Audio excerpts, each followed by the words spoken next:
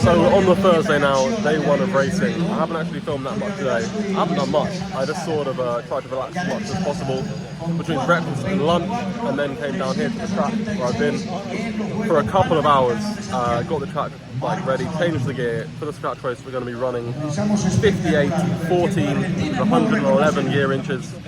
Yeah, I think that should be good. Based on what I've used before, we'll figure it out. I've just made myself a little schedule because I need to keep myself organised like that when I haven't got someone else here to tell me to, you know, start warming up, etc. Yeah, making sure I'm keeping fueled.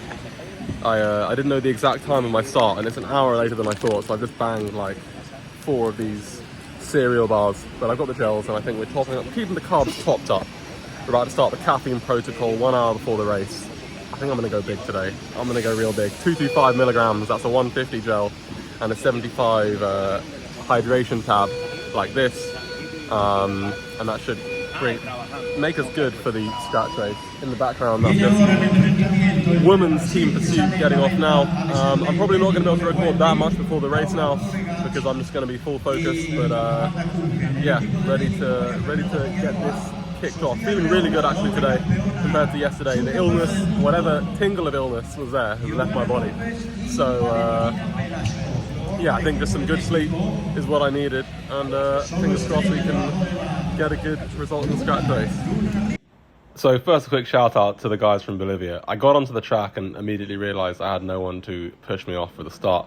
So I just flagged down the first person I saw, and yeah, these guys got another guy to come up and help me. So yeah, quick start as it always is with the scratch race. 10 kilometers is not a long way. 40 laps, it's literally, I mean, we're not far off 60k now for these, I think maybe mid 50s.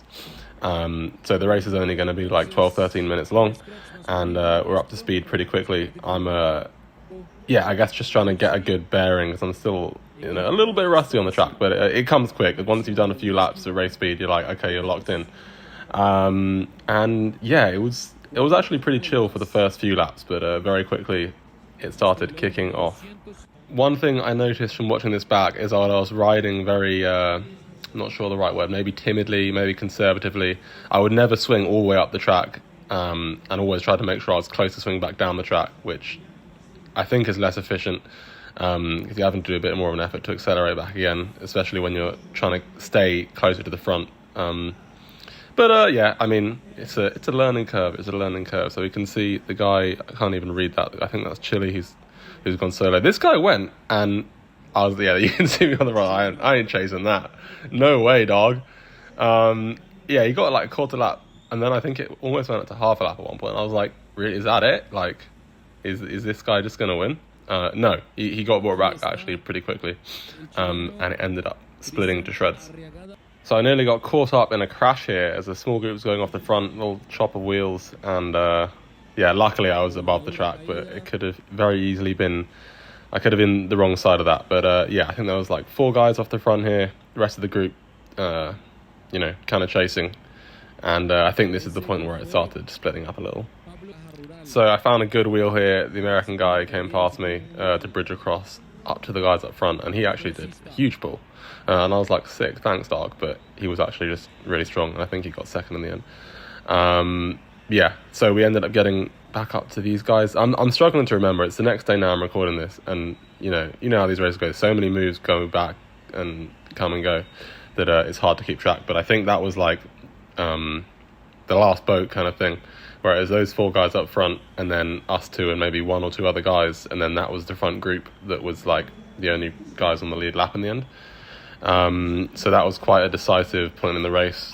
At this point I still felt pretty good, like we weren't going, you know, proper into the red. I was still in that sort of, I guess, threshold and not that much over threshold sort of zone, so the road fitness was being well utilised. It was only later on when it went proper warp speed that I started to come undone a little bit.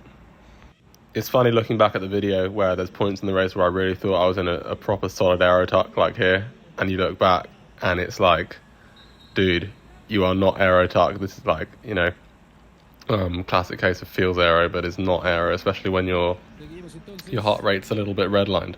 So yeah, we just caught some lap riders there. makes it a little chaotic. Yeah, it's really hard to judge. I was finding it hard to judge it. So I'm going to skip to the finale here. Not much went on between before and now. This Brazilian guy, he's been off the front for maybe a minute or two. He's got a fairly good gap, and this is where it kicks off. I think, what's that, 5 laps to go. Okay, 5 laps to go. I was like, okay, we're going to do it. Someone's going to do a little acceleration. And then that's, you know, we're going to ramp up into the sprint. Bro, like, I swear we came to 4 laps to go and the sprint was already full. You can see I'm being passed there because I don't know. I just wasn't expecting it to kick off full gas straight away, and I really wish that I'd gotten one of those wheels that could have helped me do better. But you know, it's all learning. So I'm not gonna complain. No regrets.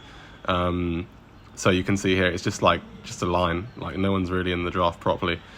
But if I'm being completely honest, I think I quickly realised I just did not have the leg speed for this speed of sprint. I think maybe I was a bit undergeared, but maybe it is just the leg speed and the lack of track training. So I was pretty quickly on the red line. I'm like, okay, please, let's just try and get a medal, please. I can see I'm just coming past this guy who was in third, but then the American guy comes past me like crazy fast, and he catches these guys in like half a lap, which just goes to show like the level of speed. And then I also get passed by another guy just here on the last lap. Nearly catches them. So 5th for me. In the moment, I was pretty disappointed. I'm not going to lie. Like, I really wanted to do better. Perhaps delusionally, having not done much track experience. But I'm fed up of using the I haven't done track in a while excuse. It's like the 4th year I've said that one. So this time, no excuses. This is where the track career begins properly. And yeah, it's only up from here. So yeah, 5th place in the scratch race, which I think probably suits me less. Like I said before, less than maybe a points race, which is longer, or an Omnium, which should build a little bit more fatigue in the track specialist relative to this one. But yeah, can't complain too much. Like I said, I wanted a medal. That would have been really nice. But a 5th is definitely a good start and a nice haul of UCI points. So that's the end of that day. And tomorrow will be the individual pursuit qualifier and then potentially a final. Although, who knows, I've never done an individual pursuit before, and then after that is the points race. So, yeah, see you tomorrow.